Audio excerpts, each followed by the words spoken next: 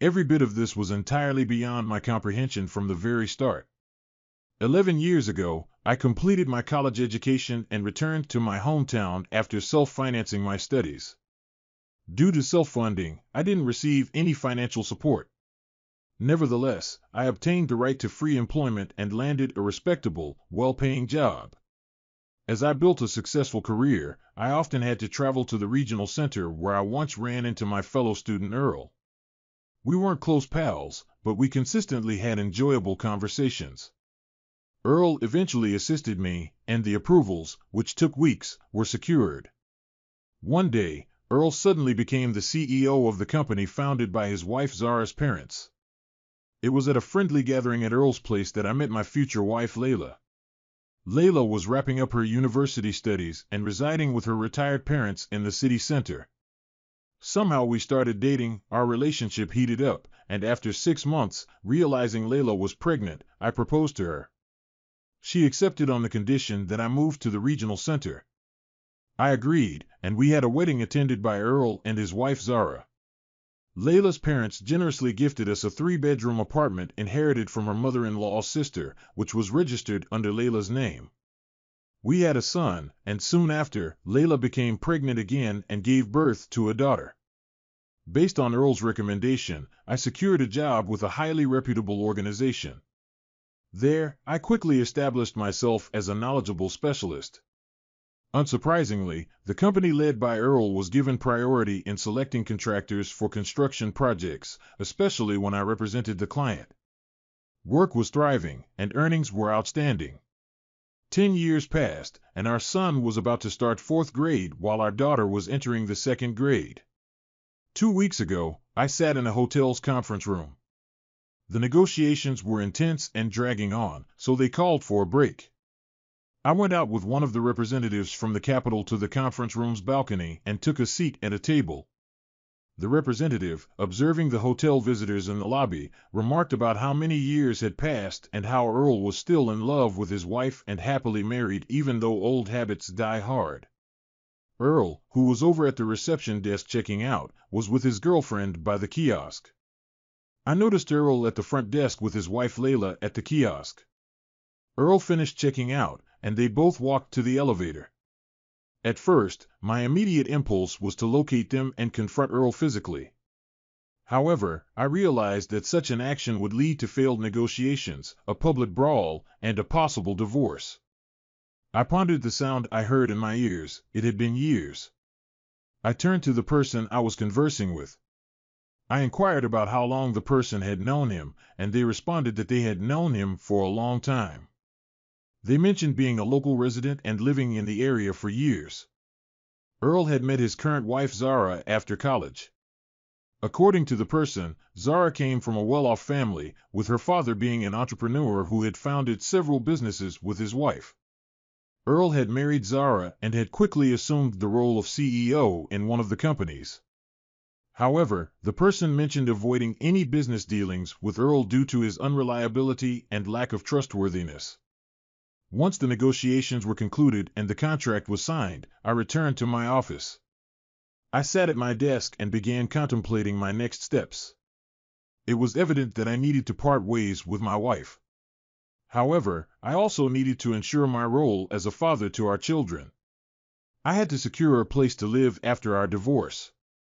The apartment we resided in was gifted to us by Layla's parents, with the property deed in her name. So, the best course of action was to return to my parents' house, which, God willing, had 2 floors with the 2nd floor unused. Layla had never visited my hometown, expressing reservations about what she would do there. The departure was a decision I had to arrange, ensuring I didn't break my promise to take the children to the seaside this year and avoid deceiving them. With a plan in mind, I began to put it into action. I was well aware of Earl and his wife's routines. I knew that Zara typically went to a cafe located away from their workplaces for lunch, believing that the food there was superior. She had invited me and Layla to dine there multiple times. Now, I understood why Layla never visited that cafe and why Earl never frequented it either. The following day, I entered the cafe and spotted Zara. I sat down at her table. She greeted me, and I inquired if she was trying out the local cuisine. She replied that she didn't just decide to try the local food, and I asked about Earl. She confirmed that it was indeed about Earl and Layla. I shared that I had suspected him for a long time, but I couldn't prove it as he was always home on time. Zara inquired about where I had caught them, and I explained that it was at a hotel downtown where he had a friend working as a director. Zara asked how long they had been dating, and I informed her that they started dating before I met Layla. She expressed her dismay, mentioning how Earl had introduced Layla to her as a friend of mine. I mentioned that I took a DNA test to be sure about the kids, and Zara shared that Earl was unable to have children due to treatment that had not produced any results. She expressed her desire to have kids. We discussed our plans, and I mentioned that I intended to divorce Layla and change my last name. Zara planned to divorce Earl but wanted concrete evidence. We discussed the idea of setting up webcams to catch them in the act, and I agreed to keep in touch about the plan. I explained that I needed to return home since Layla owned the apartment, and Zara offered to talk to her father about helping me find a place to live. We agreed to set a date for further discussion. In the following days, I prepared for my upcoming separation from my wife. I informed the school about our plans to move and transfer the kids to a new school in a different city.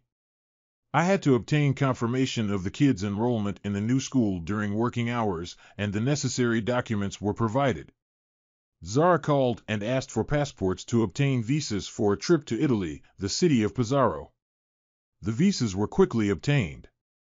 Soon, she told me that she had spoken to her father about Jason and his job at the new branch. Her father conducted a background check and approved it, asking her to come in for an interview. After the conversation with Zara's father, where they arranged his position and salary, I spoke to my boss about the situation. My boss, who had been divorced twice before, asked how he could help. I explained that I needed a quiet vacation and to be let go from my job. I inquired if there was a way to work it out. My boss considered it and eventually agreed. The preparations for the separation were finalized. I told Layla about my upcoming business trip, which would only last 3 or 4 days. On the same day, Layla informed her husband Earl about my departure, and he was happy about it. He mentioned that his wife was spending 2 weeks at a sanatorium. She asked about my plans for the kids, and I explained that I would take them to my parents' place since it was vacation time and they couldn't stay at home. Layla expressed her frustration about having a baby, mentioning that she couldn't have children and suggesting I hire a nanny or rely on my husband. We discussed our plan for the next day, with Layla mentioning that Vavka would be leaving in the morning. I packed my travel bag, said goodbye to Layla, and headed to the train station, though I actually just took a shuttle bus one stop away. My hired car for long-distance moving was waiting there, and we drove to my house, where I saw Layla taking the children and getting into a cab with them, heading to her parents' house. Half an hour later, Layla arrived at her mother's house, telling her she had brought the grandchildren and asked when they could go to the sea. She promised to call every night and then got into a waiting cab to go to work. Meanwhile, I packed up the house, putting everything in the cardboard boxes. The boxes were immediately loaded into the car, and within an hour and a half, everything was packed and ready. Only a large suitcase and 2 bags were packed separately. After packing the car, I called my father and told him that the movers were on their way to his place and I would join them in a month. Layla, on the other hand, informed the CEO that I had left, and the kids were with her grandparents, so she was free until Monday. The CEO agreed to let her leave an hour early. After working most of the day, Layla signed out early, claiming to attend a meeting with a customer. She left the office, and shortly after, Earl left as well, driving away. Zara, who had placed a tracker and microphone in the car, noticed that it had started moving around the city and saw the car turn into an alley and stop. The door closed, and there was an immediate sound. Layla mentioned that they needed to go to the store, and Earl replied that they had everything at home. Around the same time, I stopped by my in-laws' house and informed them that I was picking up the kids as Layla had told them the kids would stay with them for 3 or 4 days. They decided to celebrate their 10th wedding anniversary and had a surprise planned for Layla. 10 minutes later, I and the kids headed to the airport, with our flight scheduled for 2 hours later. Layla entered Earl's kitchen, checked the refrigerator, and set a complete table. She asked Earl to open a bottle of champagne and suggested having some cognac later. Earl questioned what they were toasting to, and Layla mentioned that it was their 10th anniversary, even though I had pointed out that it was partly due to her affair with her client's lawyer Lila. They sat down for dinner, and afterward, they went upstairs to the bedroom. Lila cleared the dishes and put them in the sink, and then they enjoyed some fruit and cognac on the coffee table before heading into the shower. After they came out, Lila suggested she would call her parents and beat all this in the meantime. Earl agreed, and she made the call. Layla, in the meantime, quickly stood up, dialed my number, and told me she wanted to congratulate me on our 10th wedding anniversary. I was puzzled and questioned why she was saying that. Layla then mentioned that she was in Earl's bedroom, not fully dressed, and he was looking at her while she spoke to me. Hurt by her words, I offered to come over and talk, believing she would understand, and I asked her not to go away. Layla burst into tears, and Earl looked confused. The bedroom door suddenly opened, and Zara's parents entered, with Zara following behind them. Layla quickly started dressing, and Zara's father asked Earl what was happening. Earl replied that they were just having a good time. Zara's mother commented on Earl's lack of clothing, and Zara firmly decided to cut him out of her life.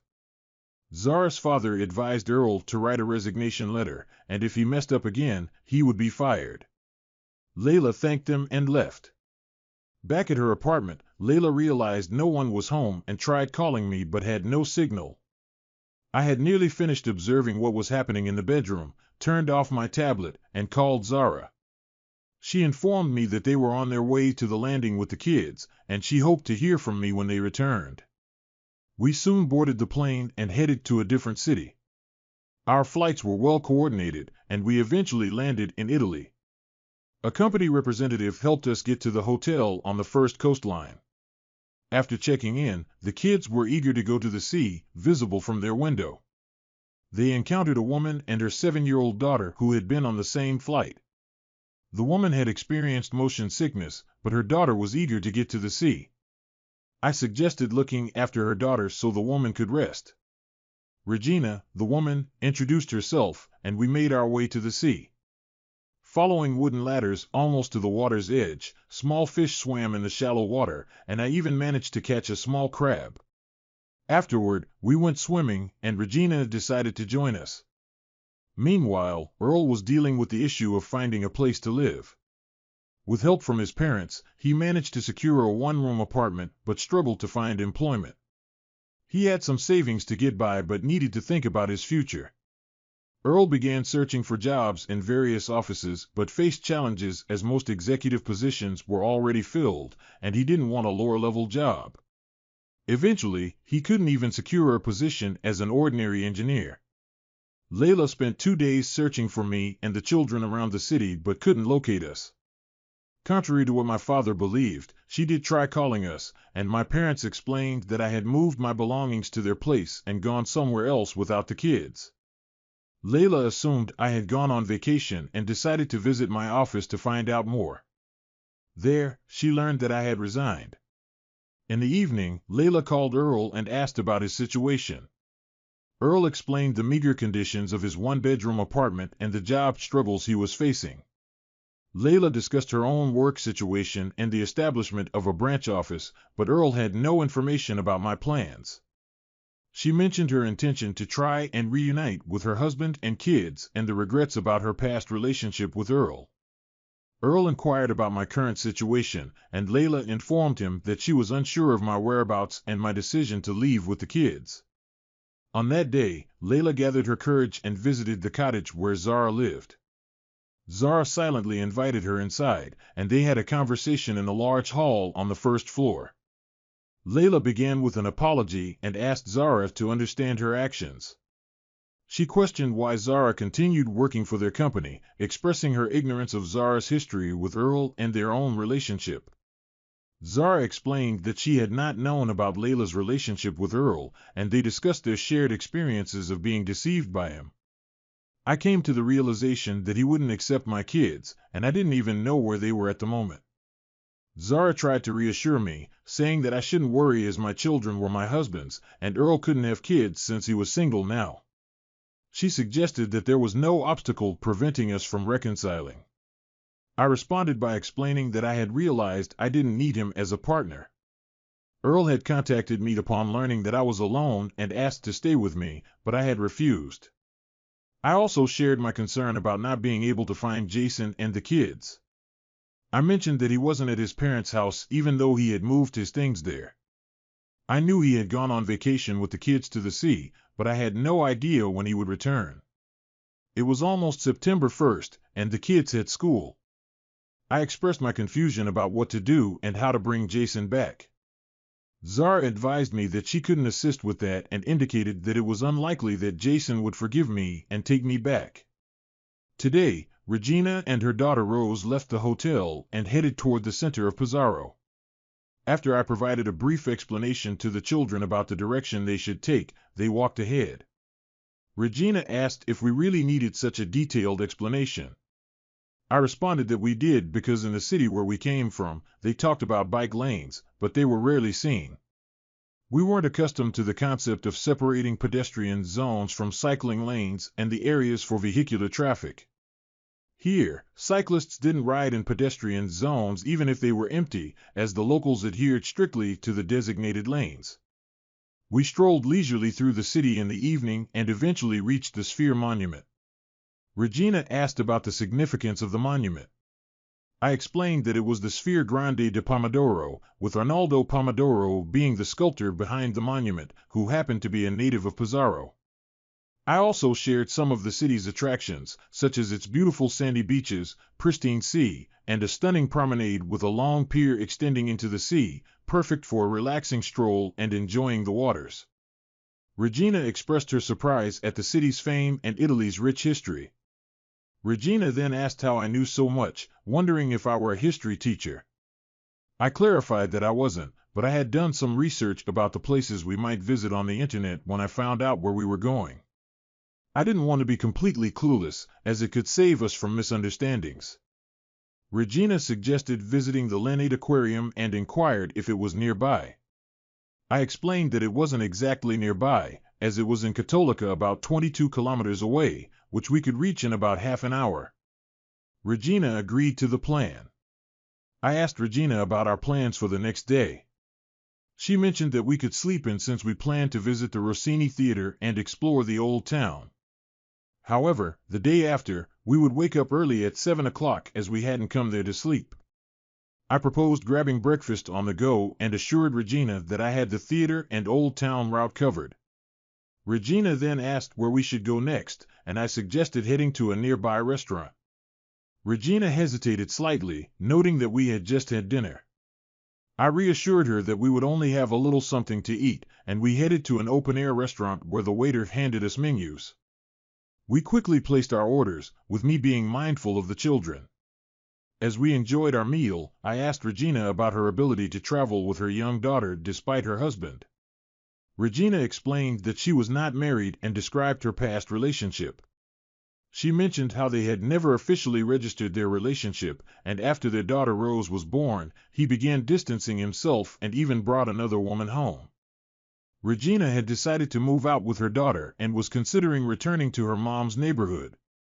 She also mentioned that her husband showed no interest in helping with their daughter, and Rose's birth certificate had a dash under father, which meant she could sue him for child support.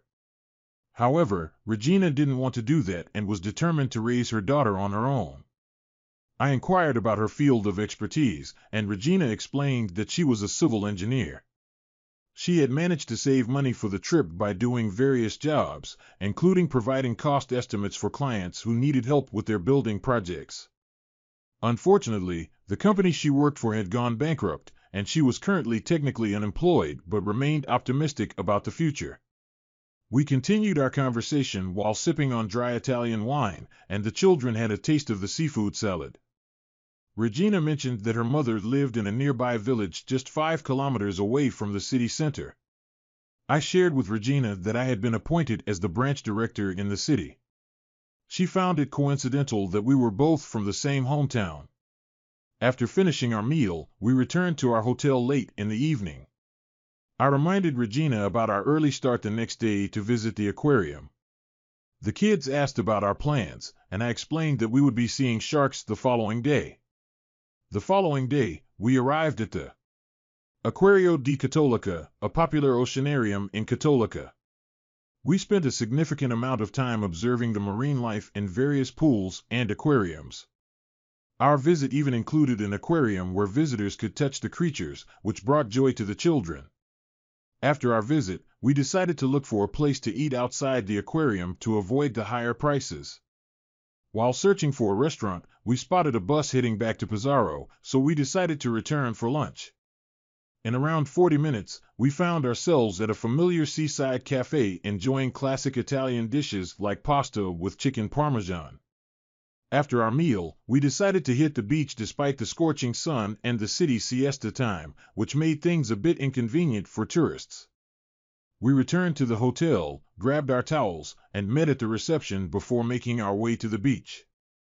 The children eagerly stripped down and splashed into the water, with Regina and me following suit. After gathering our belongings, we spent some time in the water, watching the children excitedly chase small crabs in the shallow waves. Regina took the opportunity to ask me if that was why I was on vacation without my wife. I confided in her, explaining that I had discovered my wife was having an affair with her ex-boyfriend, who had married her for her position and money, even putting her to work with him. Regina inquired about my plans, and I revealed that I had taken what I could and moved back to my parents' house. I had decided to go on vacation with the kids, and reconciliation was not in the cards. She asked about the kids, and I explained that they would stay with me. I mentioned that in a divorce, the court typically favored the mother, so I had considered waiting until the children were 14, at which point they could decide which parent to live with. Divorce wasn't in the immediate plan, but I wouldn't be living with my wife. Regina inquired if I could handle 2 kids on my own, and I replied that I was managing. I shared a story about a guy I knew whose wife had left him with 2 girls, and when she returned 8 years later, the girls refused to let her in. They had already divorced by then. Regina asked what if my wife initiated the divorce, and I mentioned that my son Martin's opinion could be considered in court, but it wasn't the sole determining factor. She asked about my plan, and I explained that I would keep the kids hidden if needed despite potential legal consequences. Regina questioned if the kids wanted to spend time with their mother, and I replied that it wasn't likely in the near future. Regina then asked if I would accept her offer to work at her branch, and I agreed, saying I'd like to but needed to find a place to live as it was challenging to find a job in my neighborhood, and I didn't want to lose my professional qualifications. Regina assured me that she would assist in finding accommodation and enrolling Rose in school. Their vacation eventually ended, and they returned home. Upon our return, I took the kids shopping for school supplies. In the afternoon, I called Samuel to discuss the branch's need for engineering and technical workers and mentioned Layla's new position. As for Earl, he had disappeared without a trace, and no one knew his whereabouts. On Sunday, I went to pick up Regina and Rose, arranging for them to stay on the second floor of my parents' house. The kids were excited to have Rose living with them, and they would all be attending school together. Regina prepared for her first day of work on Monday while I had my responsibilities to attend to. The children still had 3 more days of vacation and stayed with my parents. Meanwhile, Layla remained completely unaware of my and the children's whereabouts. She went to work and made efforts to locate me, as she believed it was close to September 1st. She decided to visit the school, only to find out that I had transferred the children to a school in the neighborhood near my parents' home. She planned to visit them on the first Friday of September.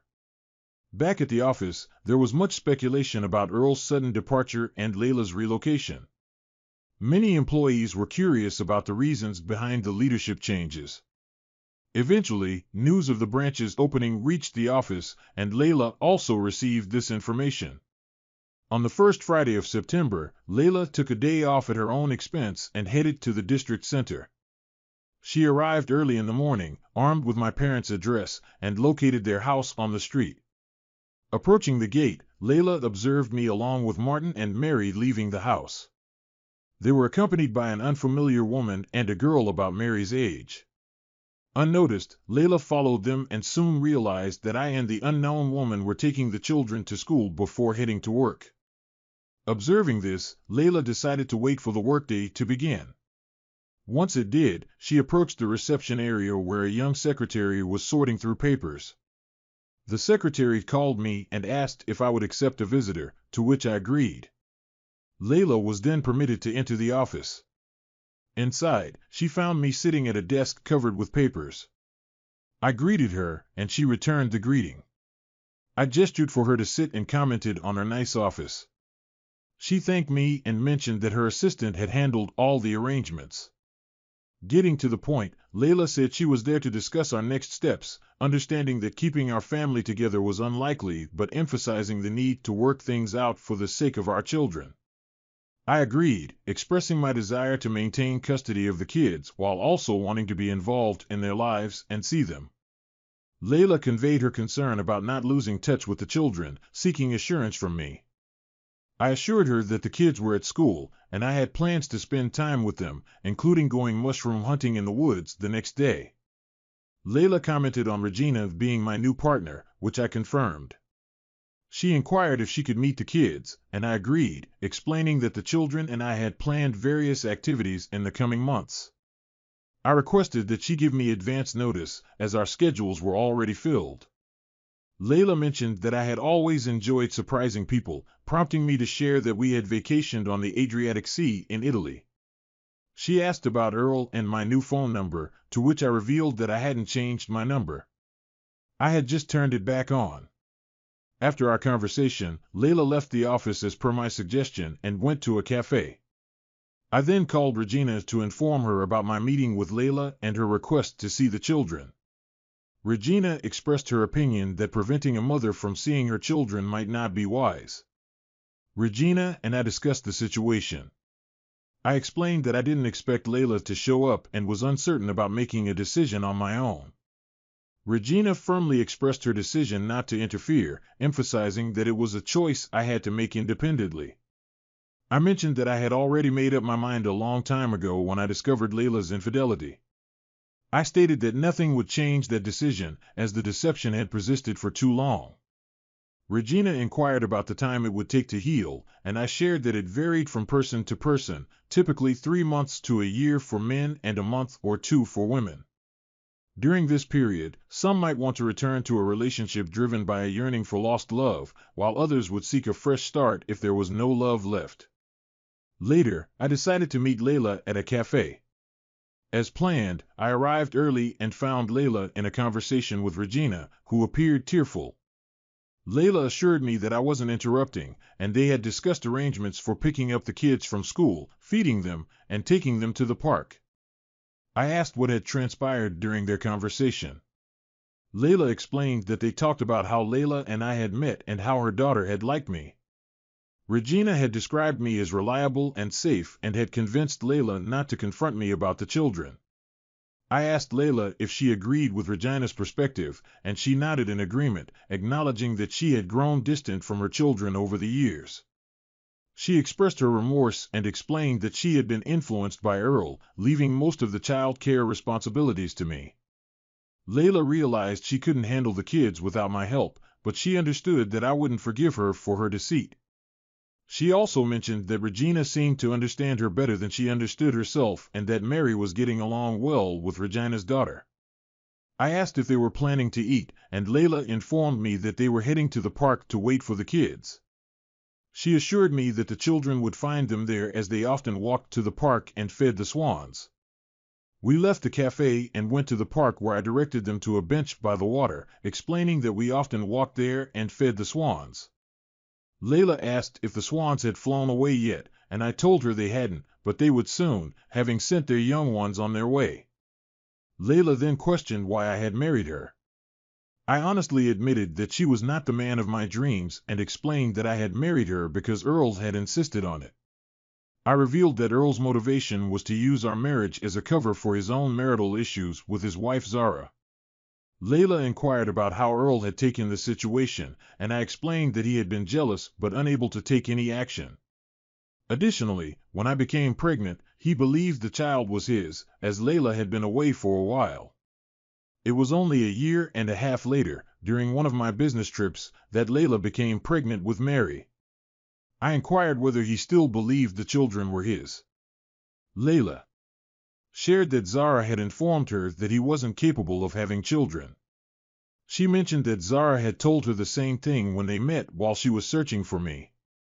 I questioned her about whether she believed Zara's claims.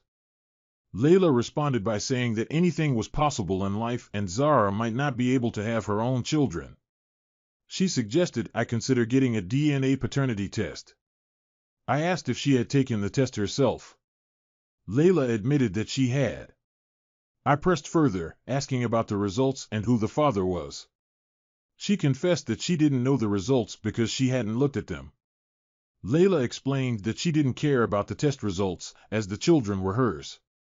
Even though she had given birth to them but hadn't raised them, she had no intention of giving them up to anyone. When she asked if I was interested, I replied firmly that I was not. Eventually, Regina and I divorced Layla, and she relinquished the responsibility of raising the children to me. In court, there was no contest regarding this arrangement. 6 months later, Regina and I got married, and I adopted Rose.